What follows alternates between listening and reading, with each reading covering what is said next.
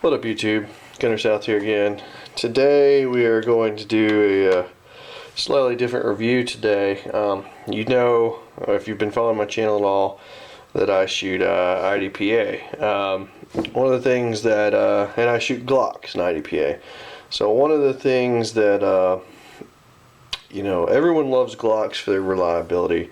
I don't think I've ever heard anyone say that they like the trigger out of the box. Glock triggers out of the box are perfectly serviceable, obviously, but in general they need a little tweaking or a lot of polishing. Not a lot of polishing, but you know, the 25-cent trigger job is a thing for a reason. So one of the things a lot of the competition shooters do is they'll buy an aftermarket trigger. So that's what this review is today, is the trigger that I selected, which is DK Custom Triggers by a gentleman named Daniel Kinsler, I guess. Don't know, never actually got how to pronounce his last name, but that's my best guess. Anyways, Daniel makes what could be best described as he's more of a mom and pop maker of Glock triggers. You know, you have like Vanek, you have Vogel trigger, you've got Zev type triggers, you've got a bunch of different triggers out there that are on the market that will give you what this kit will do. However, I would almost say that this trigger is superior. So let's start with the basics, right? Okay, every aftermarket trigger should give you a pre and over travel adjustment screw. So to begin with, I'm just going to show you, this is a Glock 19 with an unmodified trigger. This is what you should see out of the box on your Glock. The safety tab, you can see it in the back there. See how long the back tab is right there? So it's keeping the trigger way out here in the front in order for that safety to be engaged. That's your safe action Glock trigger, right? So you can't pull it unless you pull that tab. If you pull the tab, you're ready to go. You'll also notice that it's got quite a bit of ways to travel from way out here in order to get back here. Well, you know, never can be too safe. So it's also got quite a bit of room. It's got all that take up to get to the wall, if you can call Glock stock triggers having a wall. This one actually says several thousand rounds down. It actually has a nice trigger, but it's besides the point. When you get them, initially they're kind of gritty, they're slow, and then you get to this wall, and then it breaks. Did you see that movement though? Before it even broke, it had that kind of like hiccup, right? It had that little, whatever that is. And this is why people complain of Glock triggers being mushy, gritty, whatever. This one's not a bad trigger, and it's still sort of not what you want for competition. So I don't mind this trigger, but that's besides the point. If you want to improve it for competition, this is the Glock trigger, and this is also charged and ready to go. This is also cocked. Just to be sure. This one's, you can see already, or at least you can start to see how much less forward that trigger is. Now it doesn't look like a lot, right? Let me see if I can clear the background here so you can see a bit more of the space here. It doesn't look like a lot of well, I don't know. I mean, you can see that the pre-travel has been taken out of this trigger remarkably. And I have the trigger in my Glock Gen 4, you know, 41 Gen 4 that I use in CDP. So a lot of the pre-travel has been taken out. The other thing you'll notice, I don't know if my camera's good enough to catch it, but the safety tab, whereas this one has a very large safety tab back here, and what they took is they took basically they removed from about here off. Like he actually shaved the safety tab down so that the safety tab is still perfectly functional in here, and it is engaged this far back. Right? I mean, if you were to get this trigger, like I'm giving it pretty good pressure and it's not going anywhere. there's no way to get that trigger that far back in order to get that. So you have to be sitting on that safety tab to get it as far back as it is.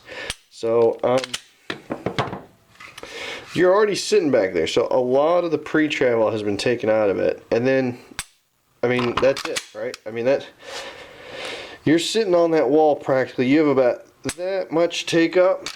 I keep firing it. So you have, I mean, you can just see right there. But you're pretty much sitting on that wall like a 1911.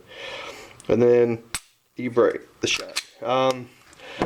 Less apparent, although it is present, is the over travel adjustment. So this thing, it breaks and you've got a little bit of going back there.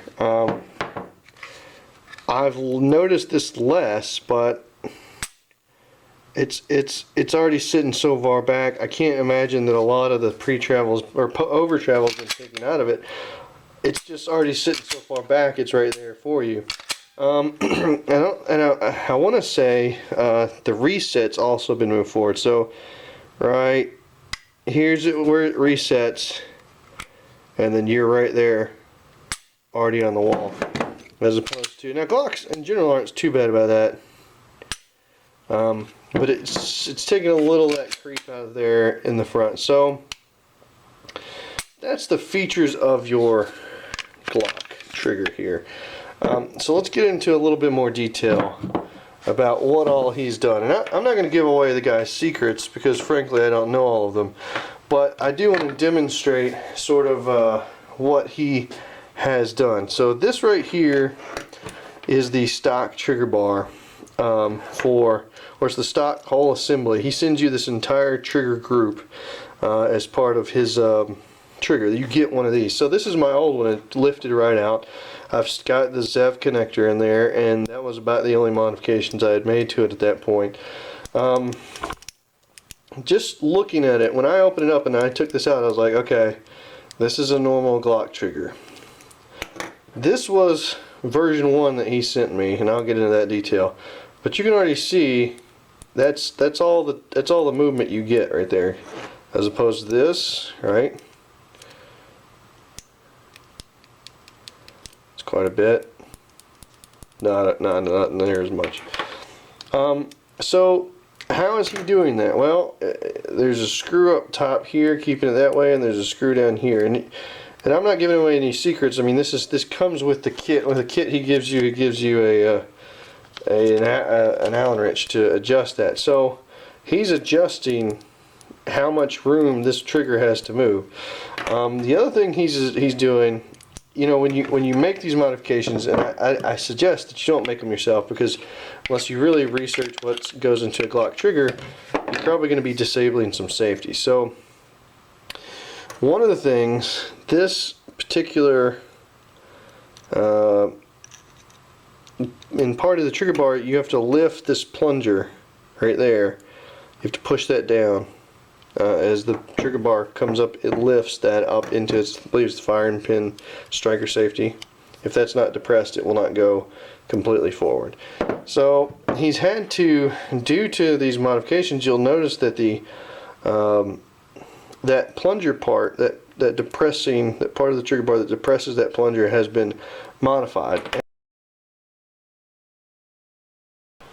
One thing I wanted to mention is that all of the Glock safeties that are part of this platform are still functional 100% with the DK custom trigger. So don't go off and start shaving on a trigger bar yourself. You're probably going to disable some safeties and can make your gun unsafe.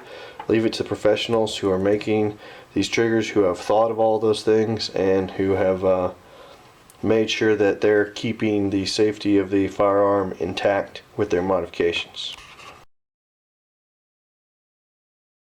And I'm not going to reinstall that particular one, but just so you're aware, when I first did that, it would hang up, it would hang up like that on that, and it will still do it, but you can see it will drive home now.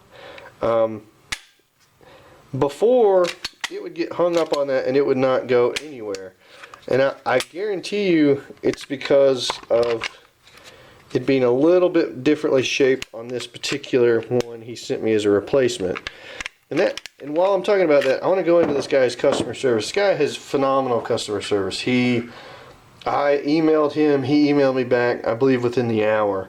And then he continued to work with me and eventually sent me the replacement trigger bar that got me over that issue. So he was available to me, email, phone call, whatever, and we got it resolved. But you can see, well, maybe you can't, but this one is much more of a steep curve up. And this one is more of a like a sine wave, or well, the math guys are going to correct me on that, but it's more of a up, but then it levels out too, right here. And I think with the Gen 4 large frame Glocks being new, like this is the most recent, version of a Glock, I think he just had more trouble getting it right on this particular time. I have a feeling that with going through this, he's going to do a lot better on that.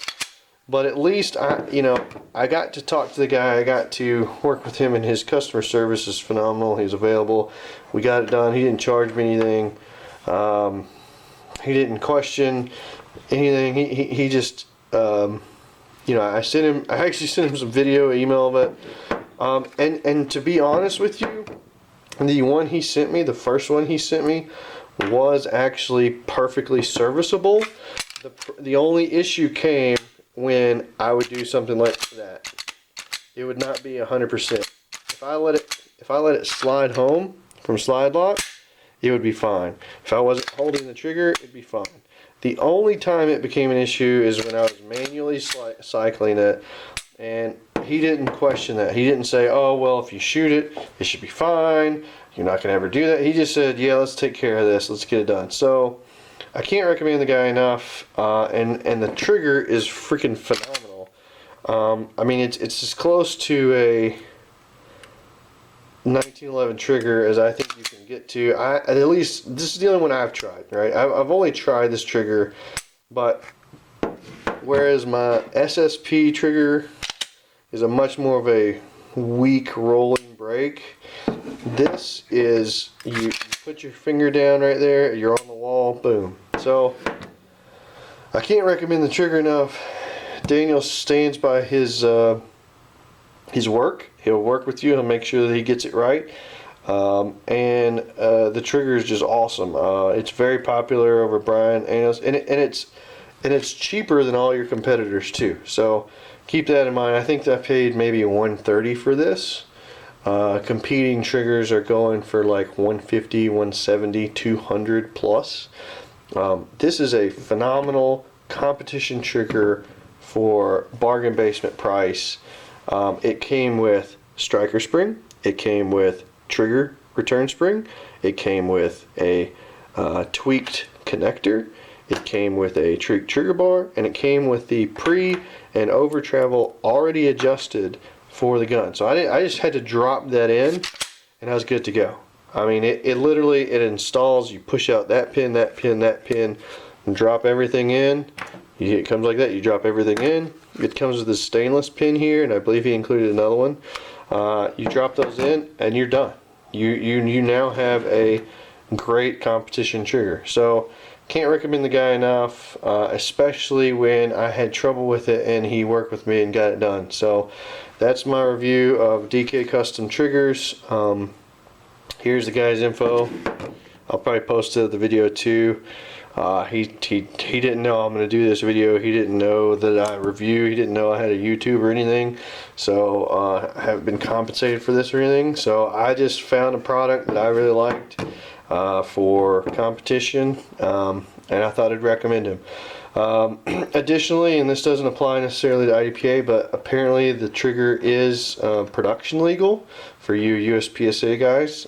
He's got like a sort of a disclaimer out there on the website there where someone specifically within the USPSA organization approved it, and it can be SSP legal.